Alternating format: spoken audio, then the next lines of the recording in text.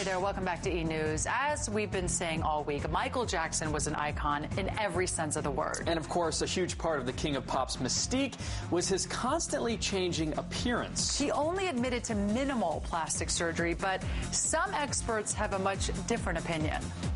I've had no plastic surgery on my face, just my nose. Are you honestly saying that you've only ever had one operation?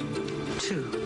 In this now famous interview from 2003 with ABC's Martin Bashir, a guard at Jackson may have downplayed his surgeries, but the photos tell another story. Based on these pictures, I would estimate that he's had at least 15 surgeries, and it may be well more than that. Beverly Hills Plastic Surgeon Brent Moelleken never treated Jackson, but his trained eye spots a number of procedures Jackson likely underwent over the last 30 years, beginning with the nose job in 1981 at the tender age of 21. There's no question about it that his nose is narrower and the tip is more refined. After the operation, Michael complained of trouble breathing, which led to a second rhinoplasty a few years later. And Dr. Moelleken says Michael continued to have even more work done.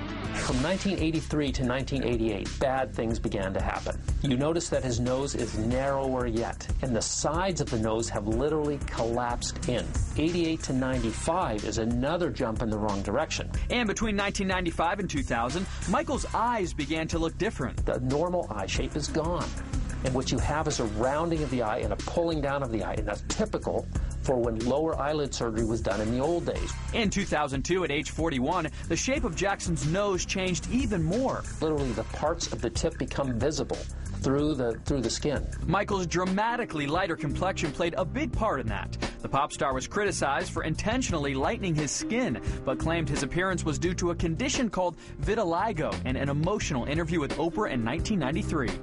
I have a skin disorder that destroys the pigmentation of the skin. Is something that I cannot help, okay? But when people make up stories that I don't want to be who I am, it hurts me.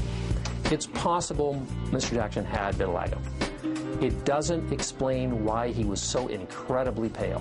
Photos from Michael's final years, seen in a special edition of People magazine on sale Friday, show the tip of his nose looking more pronounced, an indication he may have tried to reverse the surgeries. If I look at the 1981 picture, that should have been the end point.